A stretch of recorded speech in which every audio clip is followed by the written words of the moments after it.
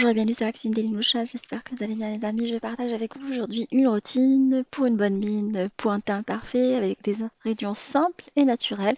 On va faire un gommage, un savon pour nettoyer le visage, ainsi qu'une lotion tonifiante bonne mine. On va réaliser également un sérum, une crème de jour, un baume et plein de produits naturels qui vont sublimer et illuminer votre teint découvrant les recettes ensemble. On va commencer par un savon fait maison avec de la carotte comme ingrédient principal. On va râper de la carotte, on va lui rajouter un tout petit peu de jus d'orange et on va venir la mixer au mixeur blender pour la réduire vraiment en gel. On va râper un savon également alors, à base de savon naturel. Prenez un savon de Marseille bio pour les personnes qui utilisent des produits bio ou un savon normal qu'on va venir râper. Et on va venir chauffer les deux. On va chauffer le savon râpé. On va rajouter également le miel et la purée de carottes. On va mélanger les deux. Vous pouvez mettre du jus d'orange comme vous pouvez mettre juste de l'eau pour la purée d'orange et du curcuma, l'ingrédient qui va vraiment sublimer le visage. On va chauffer les deux sur un feu moyen, voire même doux, jusqu'à ce que le savon fonde dans la lotion. On laisse le tout sur le feu en mélangeant très régulièrement. Regardez, on obtient comme une chantilly qu'on va venir transvaser après dans des moules en silicone pour fabriquer des petits savons. Alors sachez que le curcuma aide vraiment à égaliser le teint, donner un effet rayonnant à la peau, estomper les taches pigmentaires. La carotte, elle est riche en rétinol et en vitamine A, un effet naturel anti-âge qui donne une super bonne mine à la peau. Et voilà, on va laisser les petits savons de côté, sécher pendant au moins 5 heures au frigo. On a sorti les savons du frigo, alors on peut les laisser une nuit complète, de préférence 5 heures minimum. Alors vous vérifiez qu'ils se tiennent correctement avant de les sortir et vous les mettez à sécher sur un papier en les retournant régulièrement. Alors il faut les laisser sécher pendant au moins 3 semaines avant de pouvoir utiliser le savon fait maison, dans un endroit sec de préférence. On va réaliser par la suite une crème hydratante pour le visage et le corps. Vous pouvez l'utiliser le soir pour votre visage ou le matin pour les personnes qui ont la peau assez sèche. Alors une crème à base de karité ainsi que la cire d'abeille. Vous allez voir une crème hyper onctueuse avec une texture assez surprenante.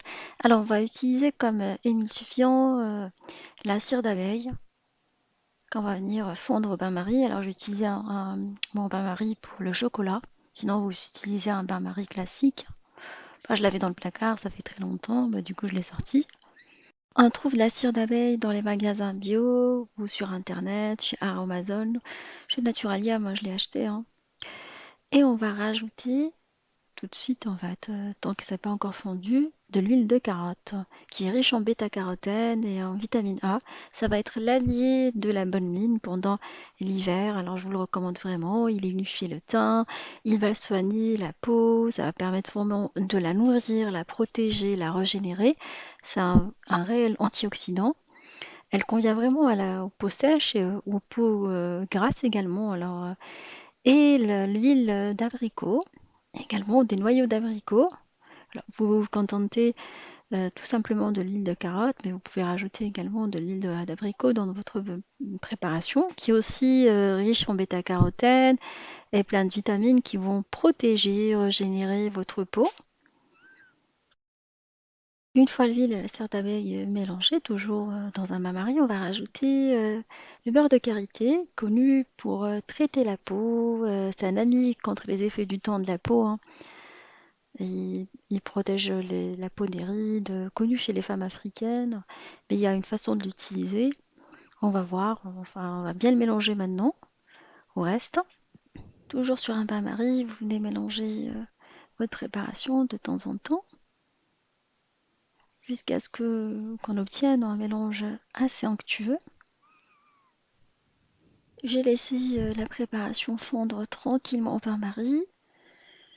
C'est essentiel de vraiment s'assurer que la cire d'abeille ainsi que le beurre de karité ont bien fondu, sinon c'est difficilement étalable, hein. Et on va venir par la suite fouetter notre préparation à l'aide du batteur électrique. La texture, elle est vraiment excellente. Vous pouvez l'étaler sur le visage, sur la peau, sur la main. Voilà, ça coûte vraiment pas cher, hein, le fait d'incorporer des produits naturels. Vous allez voir, vous pouvez faire régulièrement plusieurs pots et les garder de côté avec un conservateur. Alors je vais rajouter de la vitamine E dedans, alors des petites capsules de vitamine E qu'on achète à la pharmacie. Alors les 24 capsules coûtent 3,50 €. C'est un antioxydant naturel et une protection pour la peau. Et on a notre petite crème qu'on va venir transvaser dans un pot. Alors vous la laissez à température ambiante. Elle se conserve très très bien. Il faut penser également à hydrater vos lèvres. Alors on va préparer un baume à lèvres coloré. Alors on va prendre un tout petit peu de la crème qu'on a réalisée à laquelle on va rajouter de la poudre de coquelicot. Appelez-la Kalfassi, vous pouvez acheter sur internet ou le ramener avec du Maroc en fait avec vous. Il faut être sûr de la provenance du produit. Ça va donner une jolie coloration aux lèvres. Parfois, il m'arrive aussi de le mettre, enfin, j'utilise cette crème comme effet bonne mine, en fait, comme un fard à joues. Ça donne un effet un peu glowy à la peau. Avant, les femmes, les dames au Maroc, se maquillaient avec ces produits-là naturels. Le Hakar Fassi, en fait. Si vous voulez savoir plus d'informations, je vous invite à aller sur Internet. Je vous propose après de réaliser un toner, une lotion tonifiante pour la peau avec de l'eau de rose et du safran, deux produits naturels qui vont hydrater votre peau, combattre les rides et en même temps nettoyer en profondeur. C'est des antibactériens tous les deux. Alors j'ai pris un flacon vide qui permet par la suite de vaporiser la lotion sur le visage. Et je vais rajouter des pistils de safran dedans qu'on va laisser infuser. Alors c'est une lotion que vous pouvez vous appliquer le matin et le soir, une fois que vous nettoyez votre peau. Et vous renouvelez l'opération plusieurs fois. On va préparer également un exfoliant à base de poudre de noyau d'abricot, gourmand et vitaminé, qu'on va faire 2 fois par semaine. L'hiver, il faut vraiment exfolier la peau pour la préparer au soin. Alors la poudre de noyau d'abricot ainsi que de l'huile d'abricot, je l'ai acheté chez Naturalia. Vous pouvez l'acheter sur internet également ou la préparer maison quand vous gardez les noyaux d'abricot pendant la saison des abricots. Elle redonne vraiment l'éclat à la peau, elle va tonifier et lisser et adoucir la peau à la fois. Alors je lui incorpore également l'eau de rose et le miel. Alors l'hydrolat de rose. Le miel également, il va cicatriser la peau, il va unifier le teint. On va mélanger énergiquement notre gommage jusqu'à obtenir une préparation assez uniforme. Alors j'ai mis également la vitamine E dans cette préparation pour la garder plus longtemps. Moi je la garde au frigo. Et la vitamine E, comme ça coûte pas cher, en plus c'est un antioxydant naturel, n'hésitez pas à la mettre dans vos préparations. On finit par un sérum à l'aloe vera, un sérum tenseur. Après, je vais vous donner l'ordre d'utilisation des produits.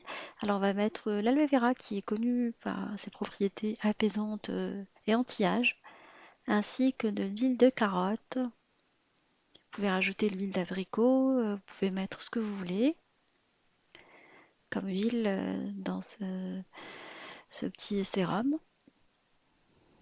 Et on mélange les deux. Je vais rajouter de la vitamine E dedans.